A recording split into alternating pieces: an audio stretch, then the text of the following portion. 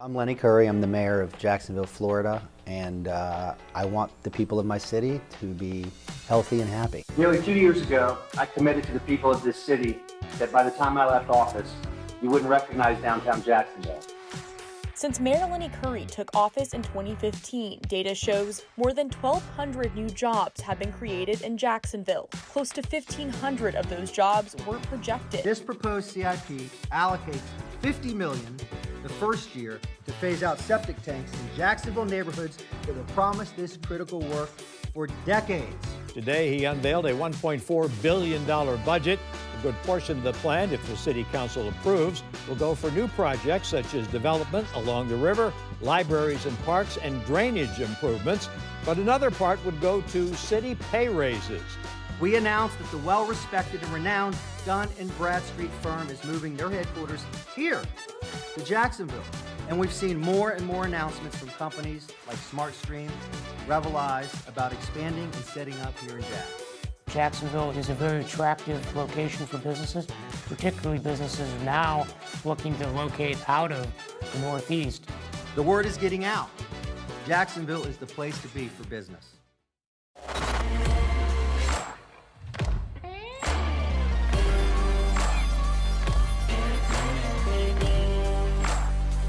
All right. Welcome, everybody, to the Tuesday edition of the Not Your Average Investor Show. I'm your host, Pablo Gonzalez. With me, as always, Greg Cohen. Hello, everybody. And our community manager, Madison the Magnificent. Say hello, Madison. Hello, everybody. You seem so far away from me, bud. We are far away. Anybody want to guess who this seat is for? They've been paying attention to the emails and the promos we've been doing. We got a pretty important guest coming here. I don't want a spoiler alert with all the promotion we've been given, but the mayor is here. He is about to join us. We're officially live with the mayor of Jacksonville on the Not Your Average Investor Show. I'm your host, Pablo Gonzalez. With me, as always, the man that I affectionately like to call GC because of his genius concepts, because he knows how to generate cash flows, because he's a great co-host, and because his name is Greg Cohen. Say hello, Greg. Hello, everybody. Great to be with you. Ran out of steam there, but I'm just really excited for our guest today. He's a Florida Gator.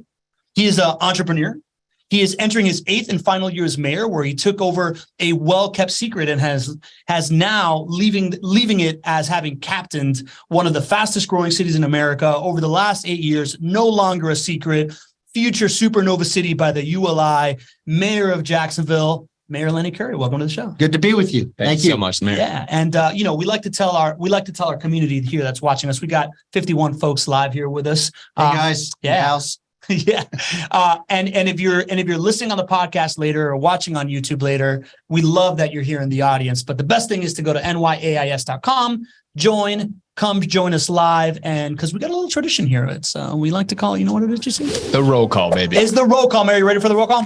I'm ready. All right, we got Christopher Lee from Fernandina Beach checking in. We got Mama Jane Terracano saying good afternoon, gentlemen. We got our usual leadoff hitter, John Henning, saying good afternoon. We got Shannon Baker in the house. We got Tony D, Anthony Dida checking in. We got Chris Gonzaga from the illustrious Hudson Valley of New York. Misty Johnson from Colorado hanging out. We got a not your average guest here checking in, saying good big day. Jay Cohen. You know what? I just texted Pops right before this. I said, hey, man, you might want to join on the show here. I got the mayor sitting next to me. He's on the show. We got the first family of the Not Your Average Investor Show community, Ken and Carolyn Moline. We salute you. We got our MVP, Lee Bishop, in the house. We got Diana Melchiona. Diana, that's a new name. New name. I think we're going to have a bunch of new names. So. Maddie Riggers in the house. New name. Teammate of mine. Teammate. All right. I love it. We got Leslie Wilson coming in from Denver. We got Leo Faraganan. Faraganan. Welcome, Leo. We got Nick Brower. We got Mary Rockoff. We got Marilyn Cotterman from Homosassa, Florida. That's the home of the manatees, Mr. Mayor. Did you know that? Did you know about that? And I do know now. It's a wonderful place. We got Nadeem Shah from the West Coast. We got the ringmaster Drew Barnhill. All right, I'm just gonna kick this in because we're on precious time here with the chief executive of the city. Speaking of chief executives of the city, Mr. Mayor, I'm fascinated by the idea that you are the CEO of the city, right? Like, and to these days, the modern CEO role is evolving into like this evangelist role of leading the charge and leading the pitch for Jacksonville. So I'm sure you're well-versed in why the city is great and recruiting people here. And I just want to hear from you, kind of like when you're telling folks, you're out there recruiting companies, you're bringing in Fortune 500 companies. What's the pitch, man? We're uniquely positioned the way our infrastructure is set up. We've got 2 interstates, north, south, east, west. We've got rail. We've got our port that we've invested heavily in. From a quality of life perspective, you could be downtown with arts and entertainment, and you can be at the beach within 20 minutes. And then you've got the St. Johns River. Lots of recreation. We have the largest park space in the continental United States. We have the largest park system. Lots of green space with a lot of activities to do. Yeah. And we're near magnificent colleges and universities that allow us to attract talent. I love that. I'm one of those data points that moved here from Miami like 4 years ago. I also lived in Southern California in my early 20s. Everything that you're saying supports my pitch, right? Like I always talk about it like this is Orange County, California 40 years ago. This like great attachment to open spaces, amazing climate, super high quality of life, great road trips. And the traffic. I mean, you mentioned you came from South Florida. And look, the reason that our traffic isn't terrible, a big reason is, so our local government, we work with the state. The Florida Department of Transportation, in conjunction with us, has done really great planning and investing in advance so you're not sitting in traffic all day when you're trying to get home. Yeah. Or going to work. 100%. Or going to school. Yeah. Whatever it is you do. Yeah, absolutely, man. Totally night and day difference from SoCal and Miami when it comes to the traffic. One of the big things, though, is this idea of economic development and kind of how you're spearheading that. I remember hearing about you recruiting people to the city with like billboards and recruiting businesses to the city. Do you want to tell me a little bit about kind of like what the messaging was on that one, on those? Yeah, well, it was just a fun thing we did. I mean, so that's not how you attract the big companies. So that was a fun thing. You know, we were during COVID, coming out of COVID, Florida being the free state of Florida. We wanted people to know, if you're coming to Florida, we want you to come to Jacksonville. So we did various billboards in other states, that California, I believe New York, and there were a handful of others. But the real work is we work really closely with the chamber in attracting companies. Dun & Bradstreet just relocated their corporate headquarters here. That company's been around since the 1850s. Mm-hmm. Abraham Lincoln worked at that company. Yeah. Okay.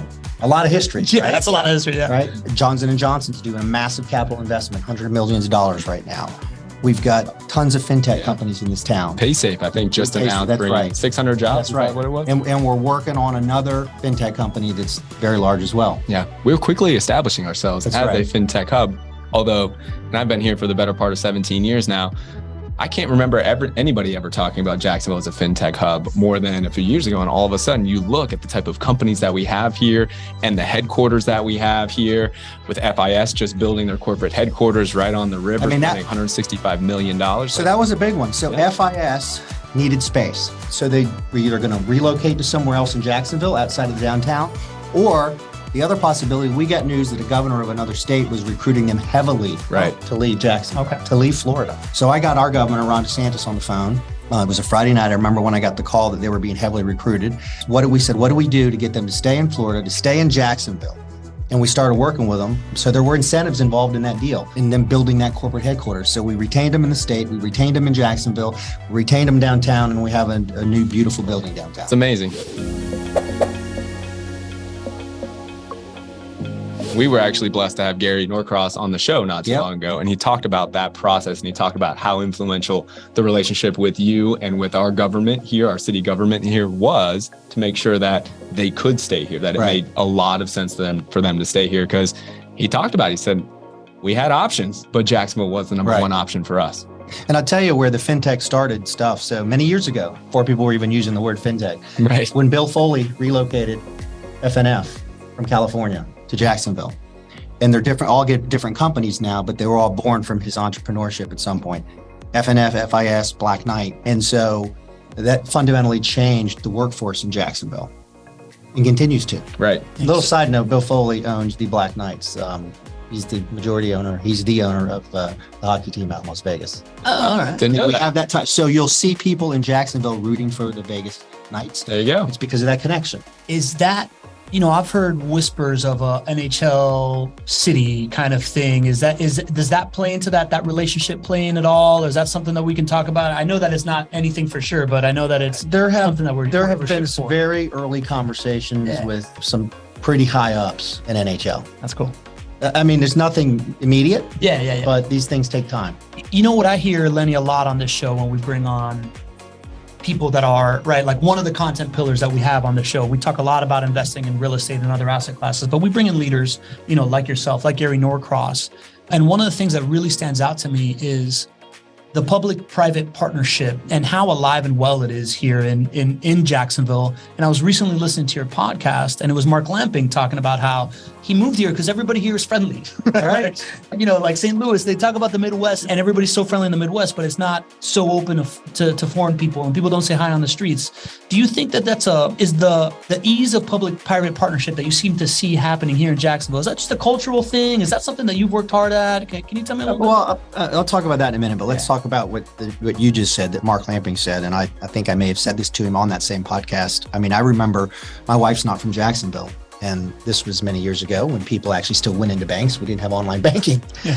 She came home, she said, my gosh, I went into the bank and somebody, like a random person, just said hello to me. Yeah. And that is the culture of Jacksonville. Right. The entire metropolitan area. Everybody's nice and friendly and charitable. The public-private partnerships are really important. And so I'm a Republican, right? And there's a debate in the Republican Party and the Democratic Party as well about the role of government and incentives. Right. And there are some that are just against them. Right. And they say, well, let the market just take care of it. That is the market now. If you're going to compete for businesses, right? Other states and other local governments are offering incentives based on a rate of return.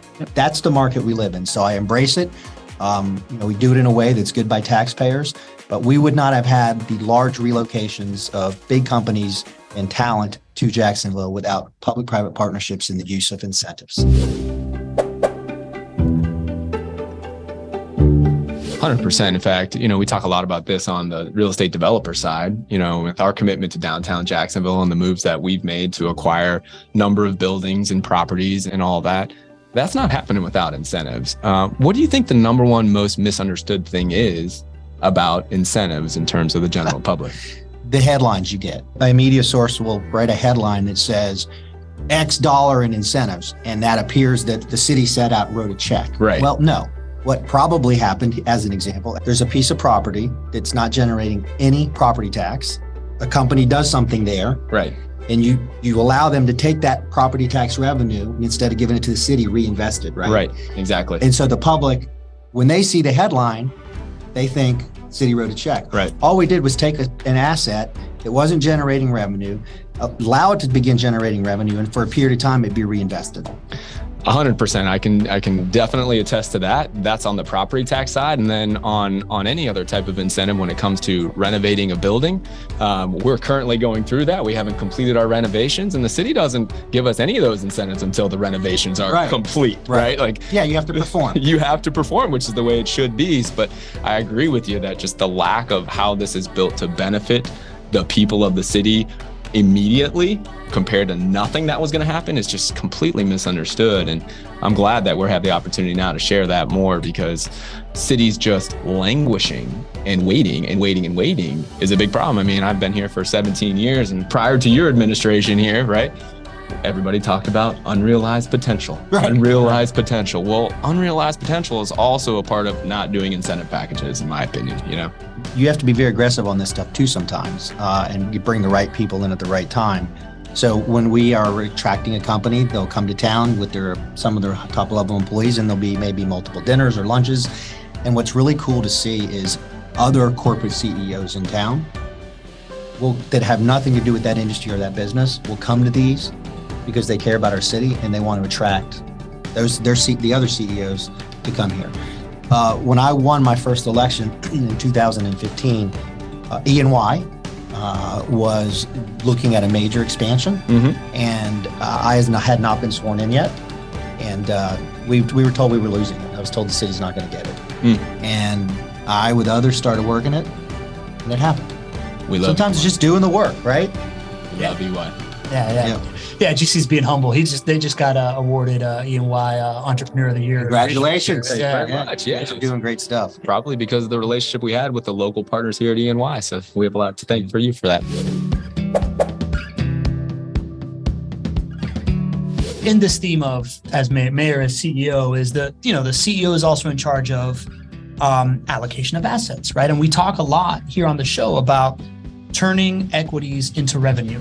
And when I think about what you just described in the public-private partnership, you are taking an equity, right? A piece of land that's there, and you're turning it into revenue for the city, and you're activating the space. And Right. I just think that that's a cool time there. I see Greg is proud of you. Yeah, I'm real proud of you. Well done, buddy. I'm learning, man. You got that investor hat on right now. You like that, right?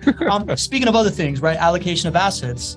You are 8th year, right? Like you're on your way out. You just got your final budget approved. You want to tell us a little bit about what you're most pumped up about that's coming out of this budget and what you were fighting for? Well, I think the biggest thing that people need to know is our investment in infrastructure, which means roads, sidewalks, parks, our water, right? Environmental stuff. The year before I got into office, 7 years ago, the infrastructure, which is called the Capital Improvement Plan, was $20 million in a city this size. City of Wow. 1 million people, Didn't know that. $20 million. I have no context of that. So that's small. You're saying that So it's like a that's it's over $1 billion budget. Okay. So when I tell you where we are now, Yeah. so 20 million, and I'll tell you some things we had to fix to get here. Cool. My last infrastructure budget was 500 million, half yeah. a billion. Wow. From 20 million to a half a billion. Mm-hmm. So when I got into office, we had a major pension issue. Unfunded pension liabilities, it was eating up the budget. Right. And $1 billion plus budget, it was on track to be $400 to $500 million in pension costs per year. Monies that could be used for sidewalks, parks, Yeah. children's programs, what have you. So what I did is we identified a source of revenue.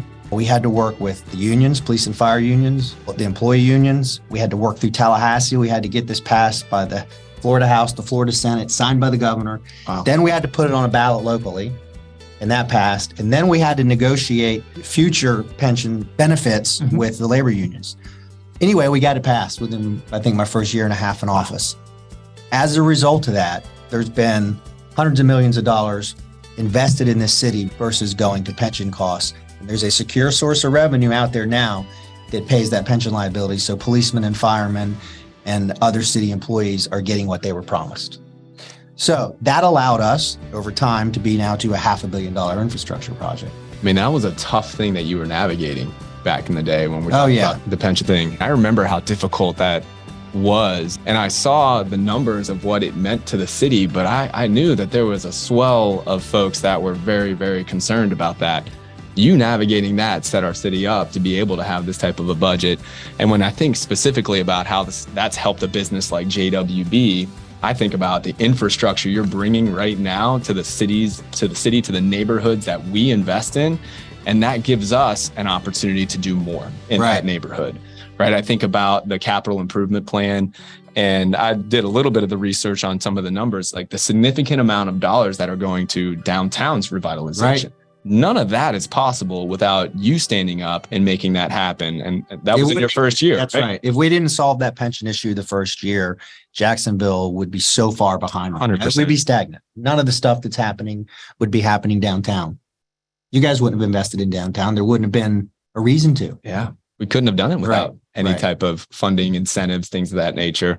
And beyond just the funding and the incentives, like thinking about the work that we're doing for lighting downtown and landscaping and what we're doing to Riverfront Plaza and those types of things, right? You know, when you see the city start to make those things happen, all of the developers around town say, oh my goodness, wow, this is happening. I want to be in. And I'm okay with, you know, not making a big return on investment because I want to be a part of this. Right. And when you can have that happen, that's when this whole big flywheel starts to happen. Yeah, and we had to do some tough stuff that it wasn't easy to do, but you know, we knocked down the old City Hall courthouse, the Jacksonville Landing. Look, it was fun in its day. I enjoyed it in its day, but it had seen its better days.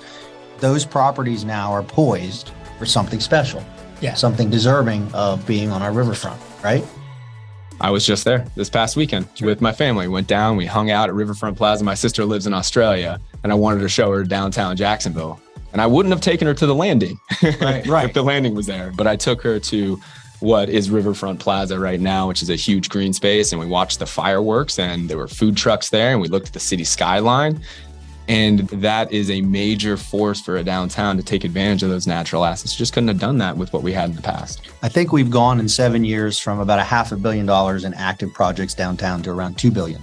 Yeah. And I mean, you guys are a big part of that. So it's a pretty special time. that's one of the things I really wanted to hit on in this story of the budget, right? Like I was just in a conversation this weekend with people that I got the privilege of being part of this show and getting a inside track on knowing what JWB is doing, and other folks like yourself and Shad and Mark Lamping was here and all these different things. And when I try to explain the story of this city has been this supernova and we don't even have an urban core yet, really, and it's about to happen. So imagine what the future is. I'm met with so much disbelief, but I think because people have been burned before, because they've thought about this for a long time, what they fail to see is that the reason why it's going to happen now, it's because of the tough battles that you've been fighting for the last 7.5 years, and just you're like a bushwhacker clearing the way to now develop this trail. Right. I'd love to hear kind of what the educational investments and what you see coming in that regard. Well, we're partnered with, and they're doing it, but we invested in it. JU's doing a law school downtown. Mm-hmm. That's a big deal. I'm really bullish. JU's doing some great things. We are working on, I can't say much at this point, but the importance of higher education in Jacksonville and the importance of our future to attract the right talent, we are working on something big. Yeah. Yes. That's exciting. Ooh, I like that. Yes. Yeah. I was a big part of economic development in Miami from like 2009 to 2018. And it was when we were trying to make Miami the Silicon Valley of the East, it was always, we need a feeder system of schools. We need, that part is such a big piece. So I'm excited It's huge. It's not sustainable without the right folks coming out of our universities and colleges. Yeah. With the right skill sets. Yeah. So big believer, and we're working on some stuff. Love it. And why is downtown important? So when I ran the first time, 2014-15, Jacksonville's a huge city, right? A lot of different parts and a lot of broken promises over the years. Right. Told you the city budget only had 20 million in it for people's parks and sidewalks. So folks in politics would say, if you're at the beach, if you're on the west side, if you're anywhere away from downtown, do not talk about downtown in a campaign, because they don't care and they don't want to hear it. Wow. So, I disagree with that. It's not a zero-sum game. So you can't be a suburb of nowhere. Hung on to that quote. If you Google that quote, there's a ton of people that take credit for it. I don't really know where it originated. I'm owning it now. You can't be a suburb of nowhere. And so when you get your budget right and you start investing in all neighborhoods, people start to get excited about downtown. What people don't want to do is they don't want to see downtown investments when their sidewalks are cracked and falling apart. Right. So we're positioned and poised now to invest in the whole city. And can we talk about another thing that I know prior, as I was starting to look into more of the things that have set us up from a capital improvement perspective, I thought a lot about the gas tax that you got pushed through. Yes. As setting us up for success. I didn't even go all the way back to the pension that you solved. Can you talk a little bit about the gas tax and what a win that is and how that reflects in the neighborhoods that are some of the neighborhoods that have been underserved for the longest time here in Jacksonville? Yeah. So what we did with gas tax is we've generated the ability now, because of the revenue, to do over $1 billion in projects in Jacksonville. So that does a couple of things. That's all related to transportation stuff. Mm-hmm. So without gas tax, our existing city dollars would have to go to transportation stuff. Okay. Now, by getting gas tax to transportation stuff, that frees up that $1 billion in the budget to do other quality of life issues around town. Gotcha. So it's big. Can you help paint the picture for how this relates to higher median incomes for our city or higher property values, or how does this pay off for citizens over time? Well, first, do want to say one thing about the gas tax too. It is paid for by people that come into our city every day. There you go. Use our roads, right? There you go. People that live in the metropolitan area or that are traveling through, that are putting wear and tear on our roads, are helping fund infrastructure in our city. Yeah, the user funds it. Right. Yeah. And so, look, I think overall, in terms of median income, property home values, I don't think there's one magic thing that I think when you're doing all the little things, right? Getting your city budget balanced and in order, making sure you're financially sound, incentives to attract companies, to bring the right talent to town, all that stuff will drive property values and income, even for people not directly connected to those companies. So I mentioned Bill Foley bringing F&F here years ago. Even if you don't get a direct impact because you don't work there, that company relocating, everything that's grown out of it has had massive impact on property values incomes with other companies. Look, I saw it. So my original career was in accounting with PwC. Then I was I owned a company, was a partner in a company that did staffing and recruiting and build people out to help with accounting and finance stuff. We saw accounting, finance, and IT salaries begin to go up when F&F came here. So everybody benefits. Yeah. Right? Which is why when you were talking about those other CEOs and leaders of other companies, when they were gaining wind that other companies are thinking and considering here, it sounded like they were there first on the call and to welcome those potential companies to come in and go out to dinner and do all those things, right? We can all win together, right? And you know what you hear? I hear it over and over again. Company relocates from California or New York or some other big city. And their employees, their executives, whoever coming, the first thing they say is Jacksonville. Right. And there's people that have been here now for 20 years that tell me these stories. Jacksonville? Yeah. And they fall in love. Yeah. They fall in love with the quality of life here. Yeah, I get it. 2019, right? I moved here 2018. I was down in Miami for the Emerge Americas conference because I was still doing some business development down there. And I was spouting off about this Orange County of the East kind of thing. And I got laughed out of the room. And I'll tell you, I've had multiple people that I know from Miami have moved up here and have stayed, right? Like it is hard not to fall in love with this place. And it's no surprise that when we have other big leaders out here, they talk about this city as a giant recruitment tool for talent, right? Like the cost of living being so low, the quality of life being so high. And for me, I knew that I was getting that, right? Like I knew that I was moving here for that.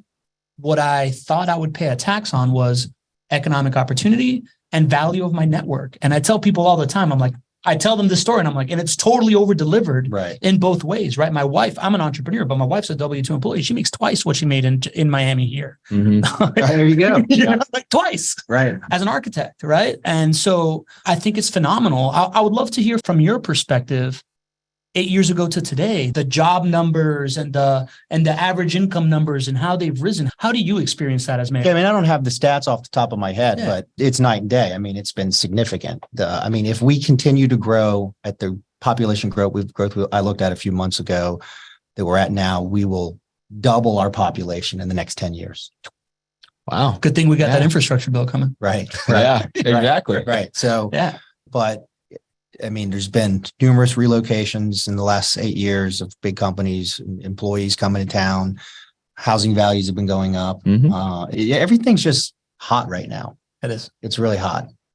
Good things happen when there's population growth. And in order for there to be population growth, you have to have something that people want to move to.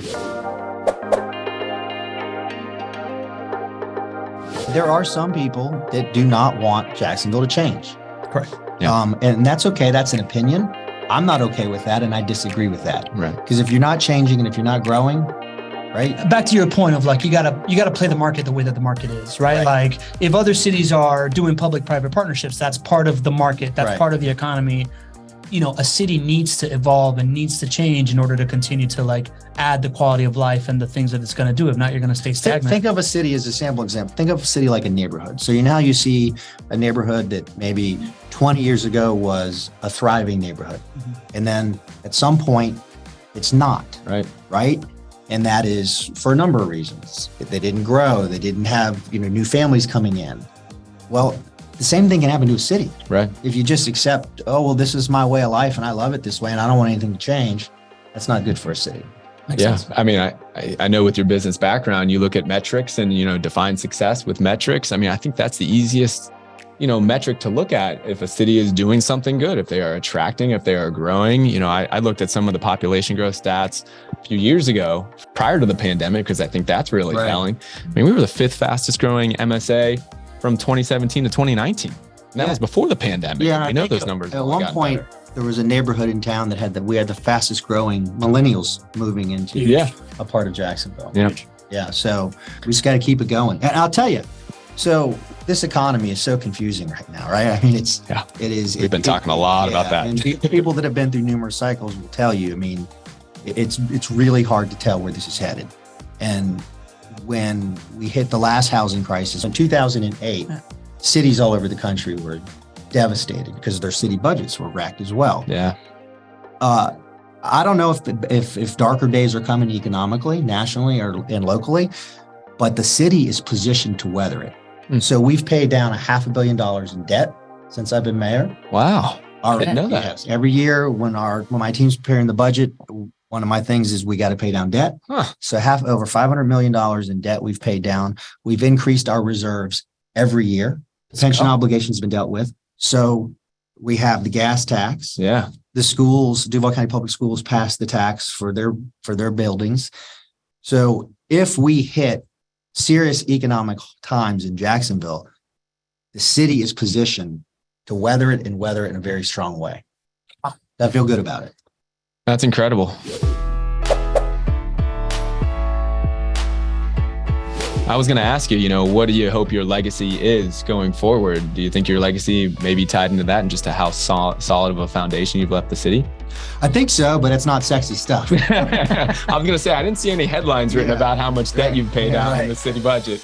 No, but I'm very, I don't want to say proud. It was the right thing to do. It's easy when economic times are good to just invest without a thought for what tomorrow or 5 years from now may look like. So I'm glad and proud of the fact that the team that I worked with and our city council have positioned the city, future city councils, the next mayor, if times are tough economically, to be okay by our citizens, by our people. That's phenomenal, man. Yeah. Like, we talk about, there's a couple of things that we talk a lot about on the show. One is risk mitigation. And the idea that population growth is risk mitigation for a real estate investor is very, very real. So is the idea of locked in good debt, right? And the fact that you're paying down the debt while it's growing, to me, just screams of risk mitigation for investors like us, but also for the city and for the well-being of the city. And the other thing that I love about it that we talk a lot about on the show, 'cause I'm a student of Greg and his partners' kind of like business strategy. It's just the long-term mindset, the long-term mentality of things, of really just setting things up for the future and being aware of, JWB knowing 10 years ago that we'd reach this moment and they could go out and buy 19 city blocks of downtown at the right time is a long-term play. Sounds like you guys, you were on the same cycle, right? Like you were in 2014 thinking when you walk out of here, you want to walk out of here knowing that you set up the next administration and the next population like that. I think it's phenomenal. 100%. And part of that's because I want my kids, I've kids two in high school and one in middle school. I want them to want to be in Jacksonville when they make a decision where they're going to settle. And if you don't have a city that's sound and it's been taken care of and tended to, they're probably not going to do that. Speaking of downtown and the properties you guys own, I was thinking about this. So I teased that we're working on something big. You have a really good idea of what we're working on. I do. We just didn't talk about it today. I was talking to Papa. I was like, all right, here's a few things we can't talk about. This morning conversation. Yeah. It's big, right? It's really big. I am beyond excited. I wish we could talk about it now, but maybe we'll be able to have you back. Maybe you'll grace us with your presence again at sometime in the future after it is publicly known. Yes. Yes. All right. We got that. The other thing that sticks out to me is this idea of what you just said right now is the same thing that Greg's co-founder, Alex Zafakis, says all the time. This idea of, I want my kids to move back here, right? Like I think the fact that the downtown core, I'm from Miami. This is not the case down there, right? Like the downtown core being built by people that have this like long-term mindset and aren't just the developers that are looking to like sell out to a syndication in 5 years and flip this thing, and are really doing it by folks like JWB, like Shad Khan and other stakeholders that have something beyond the profit inside the deal, right? Like they're looking for a benefit that comes from the externalities of the deal that is just as good. For JWB, it's the property values of the 4,700 properties going up around them. For Shad, it's the team and the Four Seasons and all these different things, right? Like for you, it's your kids wanting to live here when they graduate college. I just think it's so huge. It's such a unique opportunity for stakeholders at the positions that we have them in here in Jacksonville, incentivized by things beyond short-term returns that are purposefully placemaking for the future. I just think I've never seen that in another city. I think it's phenomenal. We need to get it out there more. Right? Yeah, that's what we're here for, man. Preach it. Yeah, let's talk about it. I want to bring in the community a little bit before we let you go here, Mayor. We got Denny Davies is asking a question. Mayor, thanks for your time today. Fast forward, it's 2040, and you are analyzing what future administrations built upon your administration's foundation. What single item policy exists in 2040 Jacksonville that doesn't currently exist that would put the biggest smile on your face? It's a big one, man. That's a big question. 2040, that's 20 years, Yes. 18 years. 20 years from now. Well, I can tell you what it's going to look like in the next 10 years. Tell us, I mean, tell us, downtown's yeah. going to be vibrant. There's going to be over 10,000 people living downtown. We're going to have autonomous vehicles running up and down Bay Street to move people from one side of downtown to the other side, so they can not only participate in the downtown that will be thriving, but they can easily get into the neighborhoods that are just on the edge right over there, Right. Brooklyn, San Marco, the South Bank. But I think you got to really think about what's the workforce and what's higher education going to look like in 2040. And we don't exactly know, but it's going to be fundamentally different than it is now. Yeah. So it's my hope that whatever administration is in then has fully embraced higher education and the importance of our workforce and our talent. Awesome. Great answer, man. Love that. All right. Lee, who's the MVP of our community, hence the Lee MVP Bishop over here, asks, I wonder what the mayor's next adventure is going to be about. Have you thought about, do you even have time to think about when you're out of office, Mr. Mayor? I've thought about it. I don't know. And when I tell people I don't know, they say, yes, you do. I really don't. I've got a lot of years in relationships invested in good public servants, people that are in elected office now, in state government and in federal government, congressmen, senators. And so there's relationships. I want to continue to help people, good people, get elected because we need good people to serve. So Right. I won't totally walk away from politics. Will I be on a ballot again? I don't know. I don't wake up in the morning thinking I have to be an elected official. So there are some people like that, and that's okay. That's their choice. So maybe a ballot again, but that's probably not in the immediate future. I love business. I don't know, buy a company, put a group of investors together and buy a company and run it, or put a group of investors together and buy a bunch of companies and let other people run it. I don't know. Well, if I got to vote, Mr. Mayor, I wouldn't sleep on your podcasting future, man. Like I'm being 100% serious. I Right? agree. I've been listening to it as well. I think you're a great interviewer. I think everything that you just said, via podcasting, kind of like what we've done and built this community, and it leads to opening doors and stuff, like is a very, very good vehicle of pulling together stakeholders to share a stage and start collaborating on things and build kind of like this groundswell. And you clearly have it. I appreciate You that. clearly And, got it. I'm new at it, but I just enjoy hearing people that have had a level of success in whatever it is, kind of their backstory. I like the backstory. Yeah. What were they doing before they did whatever Yeah. the business is, and what makes them unique and different. So, Yeah, you're great at pulling in kind of like the personal development side along with the. Right. I've been breaking it down, man. I'm into it. Yeah. All right. Chris Gonzaga asked, and maybe you can talk a little bit more about the autonomous vehicles, but he asks, is Jax all in on the electric vehicle future? Is that part of the plan, or? So we have Jacksonville Transportation Authority that would fall under their purview. I do have some board appointments on that. I would say I haven't seen their EV plan, but I can tell you that they are cutting edge. Where we are working with them on the autonomous vehicles on Bay Street. So you should have Nat Ford on. We've had, yeah. We talk about the autonomous, how this is going to be the cradle of like commercial autonomous vehicle economy. Right. I think it's a super fascinating storyline of the. We need to reach out to him. It's been a little while. We need to get Nat back here. We got to get Nat back. All right. Sounds good. Last questions that we're going to ask here. Drew Barnhill is asking, I talked to many folks who are still skeptical of the downtown development. What would you say to them to convince them that the city is serious this time? Well, we did the hard things to prepare spaces for development. With the Jacksonville landing was a fight, man. Yeah. I mean, that was a battle. Yeah. They came with a lot of criticism. To taking down the old City Hall courthouse, getting the Berkman 2 knocked down, Right. which took.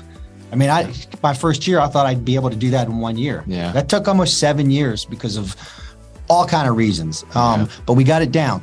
The Hart Bridge ramps. The ramps used to take you over downtown. Now you're dropped on downtown. So not only do you see progress there, that's preparation. We've invested money in doing this stuff, which tells the development community that we're serious. We're ready to invest the money as well. And the number I gave, there's $2 billion in capital right now happening in projects in the pipeline in downtown as we speak.